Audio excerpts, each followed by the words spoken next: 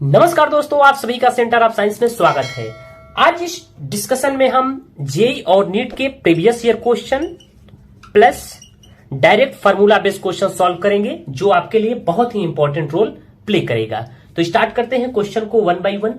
Question number 1 है, a simple microscope is a combination of two lenses in contact of power. First का diopter 15 diopter है, second का +5 diopter है।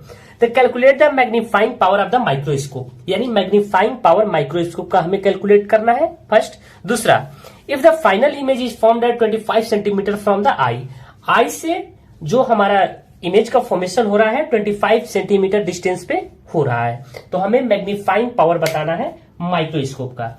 तो देख लेते हैं कि क्वेश्चन के गिवन में क्या है, यानी जो पावर ऑफ कॉम्बिनेशन है हमारा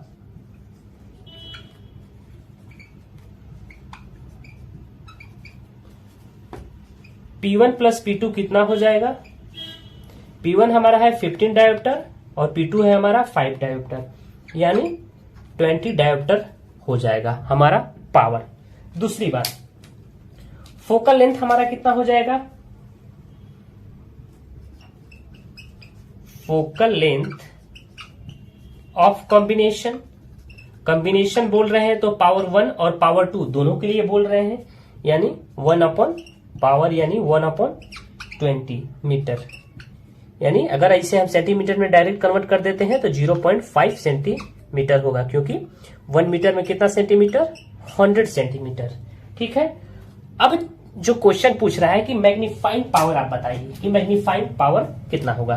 तो मैग्नीफाइंग पावर का डायरेक्ट फॉर्मूला होता है, मैग्नीफाइंग पावर जिसे हम m से डिनोट करते हैं 1 + d/f होता है। ठीक है, इधर स्पेस है, थोड़ा सा हम सॉल्व कर लेते हैं। d कितना है, डिस्टेंस कितना है, 25 सेंटीमीटर दिया है।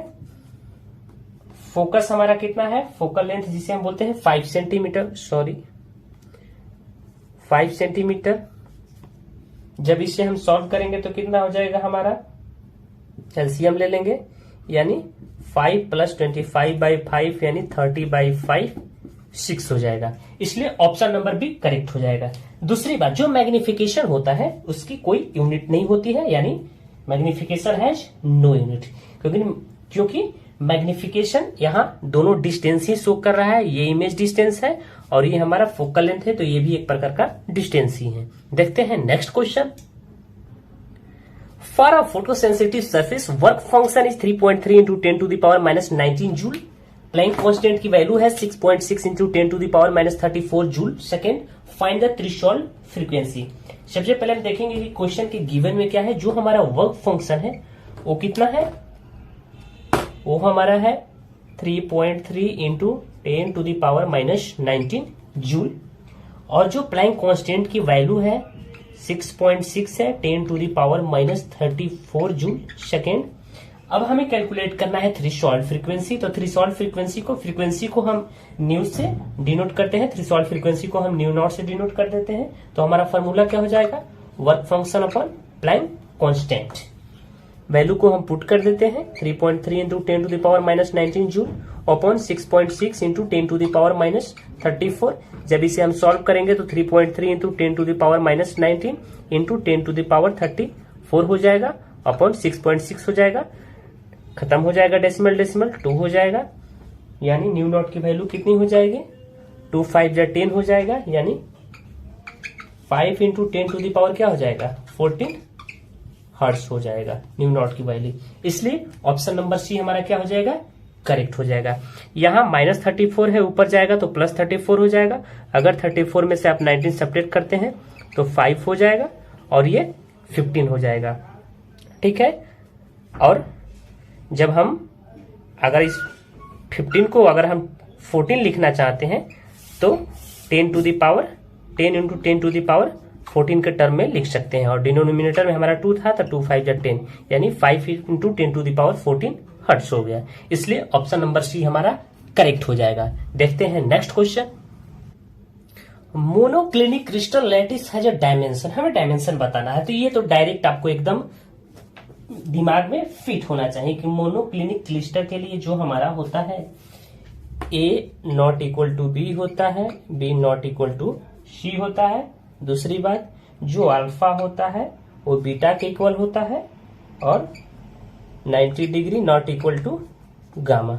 ठीक है, इसलिए ऑप्शन नंबर हमारा बी क्या हो जाएगा, करेक्ट हो जाएगा। ठीक है, अल्फा इक्वल टू बीटा होगा, बीटा इक्वल टू क्या होगा 90 डिग्री होगा और गामा नॉट इक्वल टू 90 होगा। इसको दूसरे फॉर्म में भी लिख सकते हैं कि जो अल्फा इक्वल टू बीटा है, बीटा 90 डिग्री है और जो गामा है वो 90 डिग्री के इक्विवेलेंट नहीं है। इसलिए ऑप्शन नंबर सी हमारा क्या हो जाएगा, करेक्ट हो जाएगा। देखते हैं next question. Sodium has a body centre packing if the distance between two nearest atom is 3.7 angstrom then the lattice parameter हमें कैलकुलेट करके बताना है। तो atomic radius for BCC packing के लिए क्या हो जाएगा, atomic radius for BCC packing, ये भी फॉर्मूला बेसिक क्वेश्चन है। आर इक्वल टू क्या होता है, √3/4a। ठीक है, हमें क्या कैलकुलेट करना है, ए कैलकुलेट करना है। तो क्या हो जाएगा 4/√3r हो जाएगा। ठीक है, यानी 4 आर के वैल्यू कितनी है 3.7, 2 नियरेस्ट एटम की है यानी 3.7/2 अपॉन √3 की वैल्यू कितनी होती है 1.3732। जब इसे हम सॉल्व करेंगे तो कितना हमारा हो जाएगा 4.3 एंगस्ट्रॉम। इसलिए ऑप्शन नंबर ए हमारा क्या हो जाएगा, करेक्ट हो जाएगा। ये हमारा लैटिस पैरामीटर हुआ किसके लिए, तो बीसीसी बॉडी सेंटर पैकिंग बोलते हैं या बीसीसी पैकिंग बोलते हैं। ठीक है, देखते हैं next question. A particle travel in a circle of radius 20 centimetre at a speed that uniformly increases.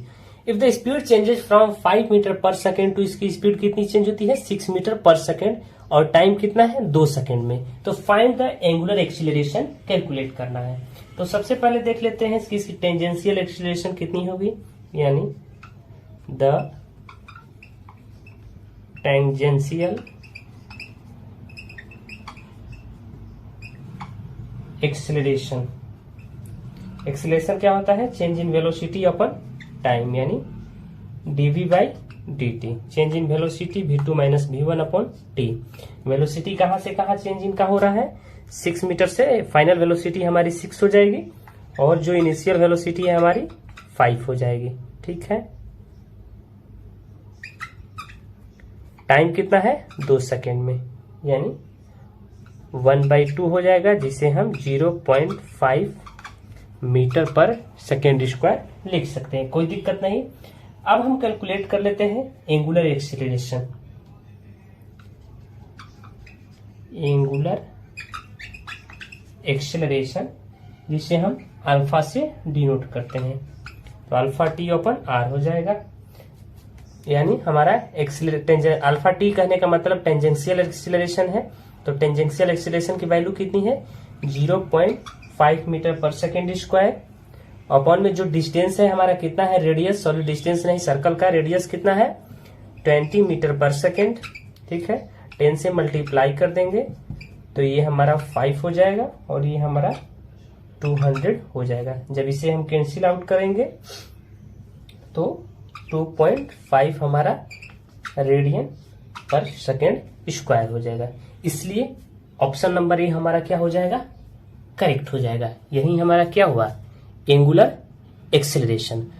अगर आप इससे पहले का प्रैक्टिस सेट देखना चाहते हैं तो डिस्क्रिप्शन बॉक्स में लिंक गिवन है, आप इजिली विजिट कर सकते हैं। ये आपके लिए बहुत ही इंपॉर्टेंट क्वेश्चन है। धन्यवाद दोस्तों।